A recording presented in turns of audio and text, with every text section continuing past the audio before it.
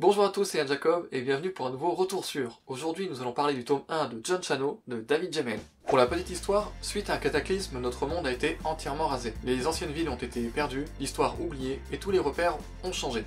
Et dans ce cruel paysage, John Chano est en quête de Jérusalem. A l'aide de ses deux revolvers, il s'est forgé une réputation de sauveur indésiré. On l'appelle en cas de besoin mais on n'en veut pas tellement en tant que voisin. Et dernièrement, une ombre plutôt sanglante s'est mise à planer sur ce nouveau monde. Pour ce qui est du tome 1, Le loup dans l'ombre, je suis plutôt partagé. Ça annonce la couleur. Pour moi, il y a autant de très bons que de moins bons. Et pour retracer un petit peu toutes les impressions que j'ai eues, on va essayer de reprendre à partir du début. Rassurez-vous, je vais pas vous faire tout le livre. Pour commencer, vous devez vous en douter maintenant, je suis plutôt attiré par les univers médiévaux fantastiques.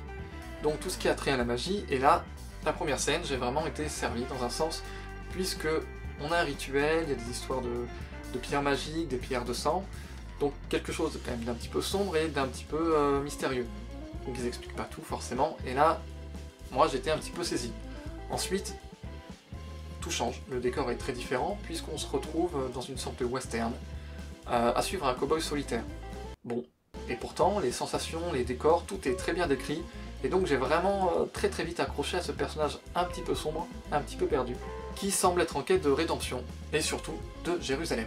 Bon, ensuite on apprend petit à petit que il y a eu une catastrophe et que visiblement l'humanité a fait une certaine régression, et donc là encore une fois, j'ai été absorbé, puisque je me suis demandé qu'est-ce qui s'est passé, qu'est-ce qu'ils sont devenus, comment s'est réorganisée la société, et ça vraiment c'est des choses qui sont très bien faites dans l'histoire. Après, malheureusement, pour moi ça se gâte un peu. Au niveau des problèmes que cette histoire m'a posé, c'est déjà le personnage en lui-même.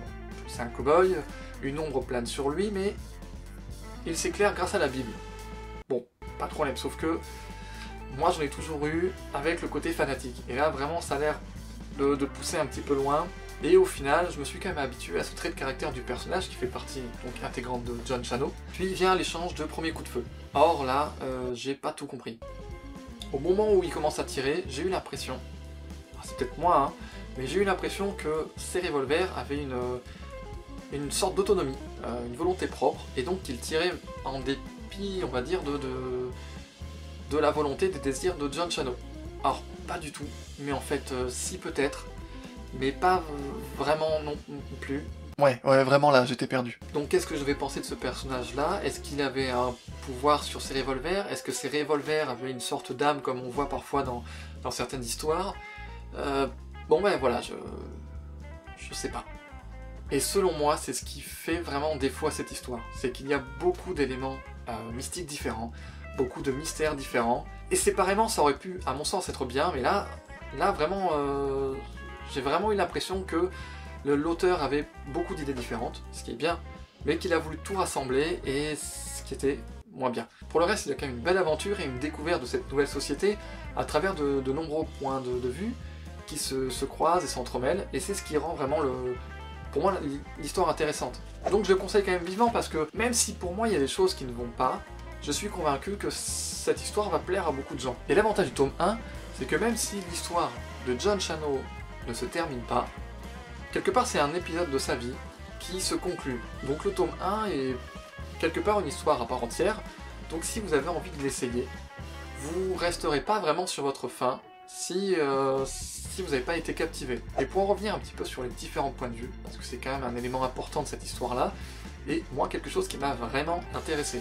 Donc il y a évidemment celui de John Chano, qui est en quête de Jérusalem, et qui va être confronté à tout un tas d'histoires et de légendes qui vont se croiser autour de lui et de ce qu'il cherche, mais il y a aussi celle de personnes normales, qui traversent les terres à la recherche d'un endroit où s'installer, et vivre à l'abri des attaques perpétuelles de bandits. Et à l'opposé de John Chano et de sa Bible, nous allons suivre un petit peu du point de vue des enfants de Satan, qui eux ont dans l'espoir de faire régner justement la noirceur de Satan sur le monde entier. Au final, pour moi, John Chano, c'est une sorte de cocktail avec de nombreux et très bons ingrédients, mais qui réunis ne sont pas forcément à mon goût. Donc c'est pour ça que je voulais quand même vous en parler, parce que je suis convaincu qu'il pourra plaire à de nombreuses personnes, et j'espère quand même pouvoir vous guider vers de nouveaux univers et des orientations différentes. Donc je vous invite à vous y pencher, d'autant plus que le tome 1, quelque part, se suffit en lui-même. Donc il ne faut pas hésiter à essayer. Sur ce, je vous remercie d'avoir regardé cette vidéo. N'hésitez pas à laisser un petit commentaire pour me donner votre avis sur cette vidéo bien sûr, mais aussi sur le livre en lui-même. A bientôt pour de nouvelles aventures.